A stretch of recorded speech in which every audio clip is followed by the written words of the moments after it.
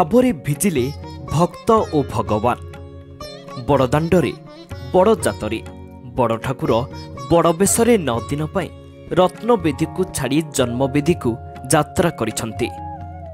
ଆସିଛନ୍ତି ବଡ଼ଦାଣ୍ଡକୁ ଭକ୍ତଙ୍କୁ ଉଦ୍ଧାରିବା ପାଇଁ, ଭକ୍ତଙ୍କ ଭାବକୁ ବୁଝିବା ପାଇଁ। ସେଇଥିପାଇଁ ତ ସକାଳୁ ସକାଳୁ ସଜ ହୋଇଥିଲା ଶ୍ରୀକ୍ଷେତ୍ର। ପ୍ରସ୍ତୁତ ହୋଇସାରିଥିଲା ବଡ଼ଦାଣ୍ଡରେ ସିଂହଦ୍ୱାର ସମ୍ମୁଖରେ ଦଣ୍ଡାୟମାନ ଥିଲା 3 ରଥ। ଚାହିଁ ରହିଥିଲେ ଅଗଣିତ ଭକ୍ତ। ମହୋଦଧି ନୁହେଁ, ବଡ଼ଦାଣ୍ଡ ପାଲଟି ଯାଇଛି ଜନସମୁଦ୍ର। ଭକ୍ତ ଓ ଭଗବାନର ମିଳନ ଦୃଶ୍ୟର ସାକ୍ଷୀ ରହିବାକୁ କାହିଁ କେତେ ଦିନ ଅପେକ୍ଷା କରିଥିଲେ ନର, ନାରୀ, କିନ୍ନର, ଗନ୍ଧର୍ବ, ଦେବୀ ଓ ଦେବତା। ମର୍ତ୍ତ୍ୟଧାମରେ ନୀଳ କନ୍ଦରରେ ନୀଳମାଧବ କଳାଚାନ୍ଦର ଏ ଯାତ୍ରାରେ ସାକ୍ଷୀ ରହିଛନ୍ତି ଚୌଦିଗ ଦଶପାଳ। ନୀତି ନିର୍ଘଣ୍ଟରେ ସାମାନ୍ୟ ବିଳମ୍ବ ସତ୍ତ୍ୱେ ଆରମ୍ଭ ହୋଇଥିଲା ଜଗତପତିଙ୍କ ପତିତ ପାବନ ଯାତ୍ରା।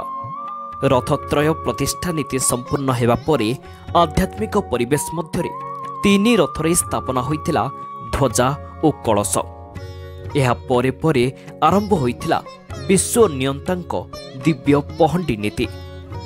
ପ୍ରଥମେ ରତ୍ନବେଦୀରୁ ବଡ଼ଦାଣ୍ଡରେ ଦଣ୍ଡାୟମାନ ରଥ ଆଡ଼କୁ 22 ପାହାଚ ଡେଇଁ ଆସିଥିଲେ ଚକ୍ରରାଜ ସୁଦର୍ଶନ।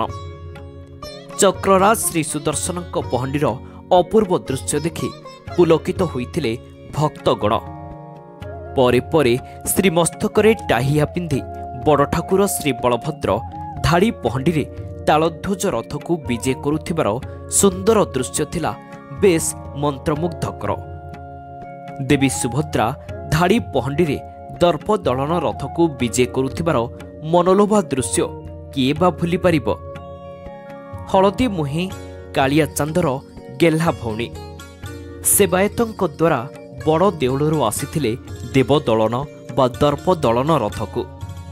ଏହାପରେ ଝୁଲି ଝୁଲି ହଲି ହଲି ବାଙ୍କ ଚାହାଣି ଦେଇ ଏପଟ ସେପଟ ହୋଇ ଆଗକୁ ଆଗକୁ ଆସିଥିଲେ ଗଜପତିଙ୍କ ମୌଡ଼ମଣି କୋଟି ଓଡ଼ିଆଙ୍କ ଆରାଧ୍ୟ ଜଗତରନାଥ ଶ୍ରୀଜଗନ୍ନାଥ। ଶ୍ରୀମସ୍ତକରେ ଟାହିଆ ପିନ୍ଧି ମହାପ୍ରଭୁ ଶ୍ରୀଜଗନ୍ନାଥ ଧାଡ଼ି ପହଣ୍ଡିରେ ଝୁଲି ଝୁଲି ଆସୁଥିବାର ଦୃଶ୍ୟ ଆଧ୍ୟାତ୍ମିକ ପରିବେଶକୁ କରିଥିଲା ଅଧିକ ଭାବବିହ୍ୱଳ। ନନ୍ଦରାଜାଙ୍କ ନଟଖଟିଆ ପୁଅ ଟାହିଆ ହଲେଇ ହଲେଇ ନନ୍ଦିଘୋଷ ରଥକୁ ବିଜେ କରୁଥିବାର ଚିତ୍ର ଦେଖି କିଏ ସାଷ୍ଟାଙ୍ଗ ପ୍ରଣିପାତ କରିଥିଲା ତ କିଏ ଆଖିର ଲୁହକୁ ଲୁଚାଇ ପାରିନଥିଲା। ଝିପିଝିପି ବର୍ଷାରେ କାଳିଆର ଚକା ଆଖି ସହ ଆଖି ମିଶାଇ ଭଗବାନଙ୍କ ଭାବରେ ମିଶି ଯାଇଥିଲେ। 3 ରଥରେ ଶ୍ରୀଜୀଉଙ୍କ ଉପବେଶନ ପରେ ପରେ ଅନ୍ୟ ନୀତିକାନ୍ତି ସମାପନ ହୋଇଥିଲା। ଜଗତଗୁରୁ ଶଙ୍କରାଚାର୍ଯ୍ୟ ନିଜ ସହଯୋଗୀଙ୍କ ସହ ଆସି 3 ରଥରେ ଶ୍ରୀଜୀଉଙ୍କୁ ଦର୍ଶନ କରିଥିଲେ। ଏହାପରେ ଶ୍ରୀନହରରୁ ତାମଜାନରେ ଆସି ଛେରା ପହଁରା କରିଥିଲେ ଜଗତ ଠାକୁରଙ୍କ ଆଦ୍ୟ ସେବକ, କୋଟି ଓଡ଼ିଆଙ୍କ ମାନ, ଅଭିମାନ ଓ ସ୍ୱାଭିମାନର ପ୍ରତୀକ ନବକୋଟି କର୍ଣ୍ଣାଟ କଳବର୍ଗେଶ୍ୱର ଭୂତ ଭୈରବ ବିରୋଧୀ ବୀରବର ଗଜପତି ମହାରାଜା ଦିବ୍ୟସିଂହଦେବ ଛେରା ପହଁରା ନୀତି ସମ୍ପାଦନ କରିଥିଲେ। ଚାରମାଳ ଫିଟା, ଘୋଡ଼ା ଓ ସାରଥୀ ଲାଗିବା ପରେ ଆରମ୍ଭ ହୋଇଥିଲା ସେହି ବହୁ ପ୍ରତୀକ୍ଷିତ ମୁହୂର୍ତ୍ତ। ଅତି ଶ୍ରଦ୍ଧାର ସହ ଶରଧା ବାଲିଆଡ଼କୁ ରଥ ଟଣା ଆରମ୍ଭ ହୋଇଥିଲା।